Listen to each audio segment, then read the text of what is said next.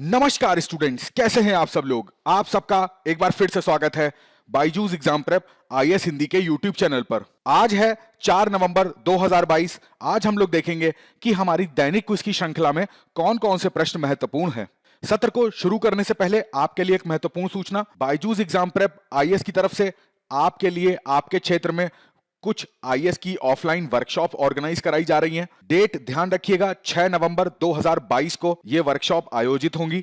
Basically इस workshop का लक्ष्य ये है कि यूपीएससी की जो प्रारंभिक परीक्षा होती है उसका जो पैटर्न होता है उसके पैटर्न को आपको सही से समझाना कि आपको अपनी रणनीति में, अपनी तैयारी में क्या बदलाव लाना है कि आप यूपीएससी के अकॉर्डिंग अपनी तैयारी कर सकें। ध्यान दीजिएगा, जो ये 6 नवंबर को वर्कशॉप ऑर्गेनाइज होगी तो इसमें आपके लिए एक टेस्ट भी होगा। वो शाम 4 बजे से 5 बजे तक होगा और जो वर्कशॉप का टाइमिंग है वो शाम 5 बजे से 7 बजे तक है। ये नीचे वेन्यू लिखा हुआ है, आप इसको नोट कर सकते हैं। इस वर्कशॉप को अटेंड करने के लिए आपको क्या करना है, इस वीडियो के डिस्क्रिप्शन में आपको एक नंबर दिया जाएगा, आपको उस नंबर पे मिस कॉल करनी है जिससे कि आपका रजिस्ट्रेशन हो जाएगा। तो इस वर्कशॉप को अटेंड करना बिल्कुल मत भूलिएगा।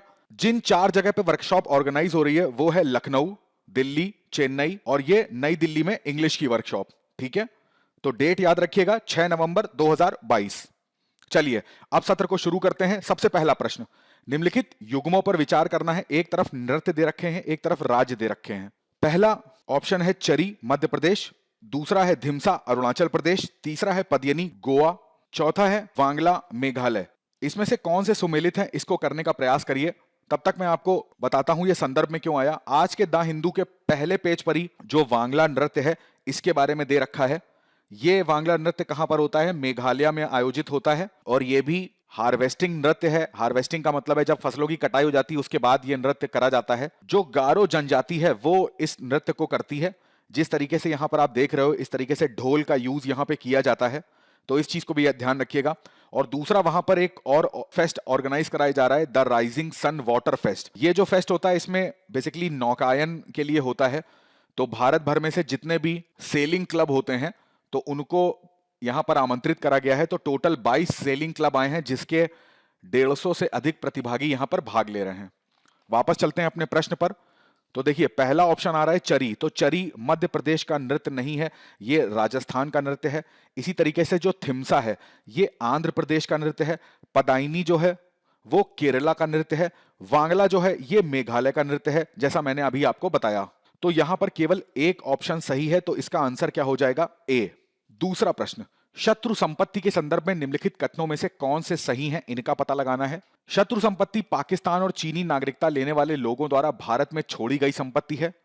उत्तराधिकार का नियम शत्रु संपत्ति पर भी लागू होता है। इस प्रश्न को करने का प्रयास करिए। देखिए ये न्यूज चर्चा में इसलिए आई क्योंकि हाल ही में यूपी सरकार के द्वारा एक पहल आयोजित करी जा रही है जिसमें जो शत्रु संपत्ति होती है इसका जहां पर भी अतिक्रमण है उसको हटाया जा रहा है।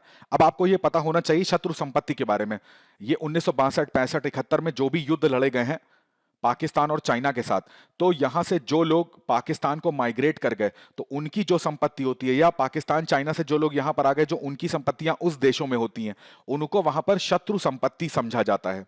अब भारत के अंदर क्या है कि ऐसा जो भी कस्टोडियन होता है वो नियुक्त करा जाता है। दूसरा ये भी याद रखिएगा कि उत्तराधिकार का जो कानून है वो शत्रु संपत्ति पर लागू नहीं होता। वापस आते हैं अपने प्रश्न पर। अब जैसा कि मैंने आपको बताया, पाकिस्तान और चीनी नागरिकता लेने वाले जो लोग होते हैं उनके द्वारा भारत में छोड़ी गई संपत्ति है, तो एकदम सही हो जाएगा। उत्तराधिकार का नियम इस पर लागू होता है, तो यह कथन हमारा गलत हो जाएगा। तो इसमें सही ऑप्शन हो जाएगा ए।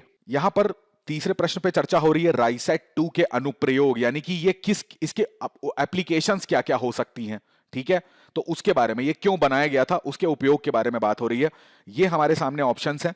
भारत की सीमाओं की निगरानी करना, समुद्र में शत्रु के जहाजों को ट्रैक करना, यह बाढ़ और भूस्खलन जैसी प्राकृतिक आपदाओं के मानचित्रण और प्रबंधन में भी लाभकारी था, यह दिन और रात के समय घने बादलों, वर्षा, बर्फीले मौसम, धुंध की स्थिति में पृथ्वी की तस्वीरें लेने में सक्षम है।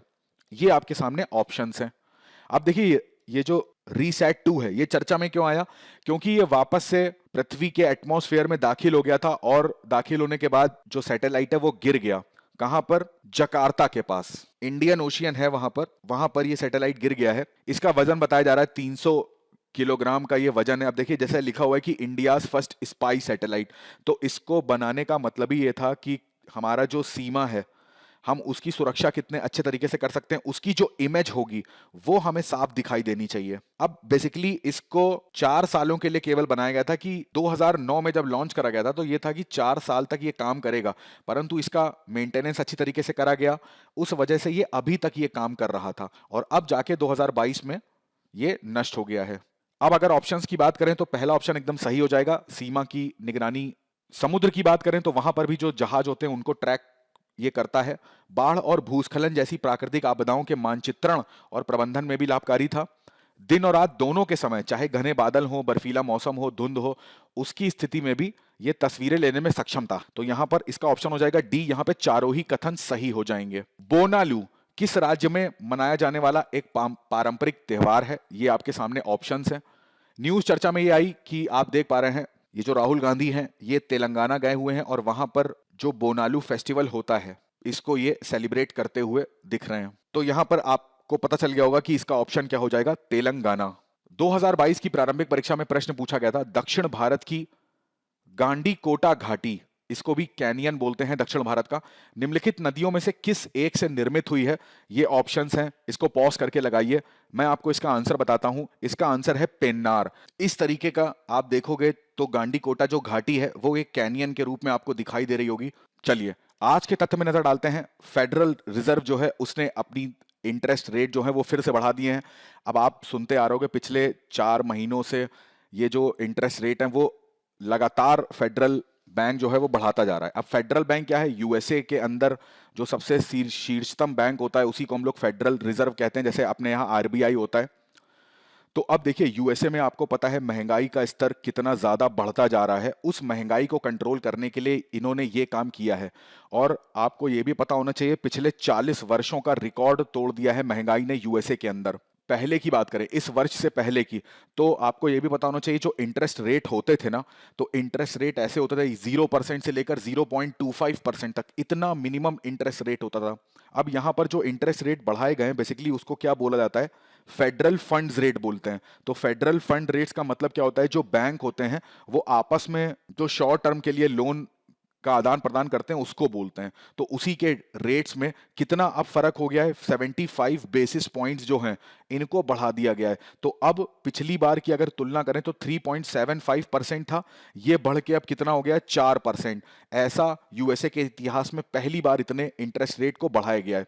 अब देखिए इंटरेस्ट रेट को बढ़ाने का मतलब क्या होता है, इंटरेस्ट रेट इसलिए बढ़ाया जाता है कि भाई लोगों के पास क्या है, बहुत सारा पैसा आ जाता है, जब लिक्विडिटी उनके पास हाई हो जाती है और यहां पर जो वस्तुएं होती हैं उनके दाम क्या हो जाते हैं, इस वजह से बढ़ जाते हैं। कैसे, अब मान लीजिए जो वस्तुएं हैं इनकी सप्लाई इतनी ज्यादा है नहीं, क्योंकि आपको पता है रूस यूक्रेन का वॉर की बात कर लें या और भी सारे जो क्राइसिस चल रहे हैं यूरोप में, जिस तरीके का इंग्लैंड के अंदर महंगाई देखी जा रही है और वहां पर एक राजनीतिक अस्थिरता का माहौल है, तो एनर्जी क्राइसिस तो पूरे यूरोप में आपको देखा जा रहा है। तो यहां पर क्या है, वस्तुएं ऑलरेडी महंगी हैं।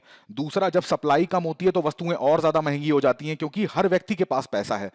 एक व्यक्ति कहेगा हम इतने पैसे दे रहे हैं, दूसरा व्यक्ति कहेगा हम इससे ज्यादा दे रहे हैं, तो और इन सब चीजों से भी जो वस्तुएं हैं उनका दाम बढ़ जाता है।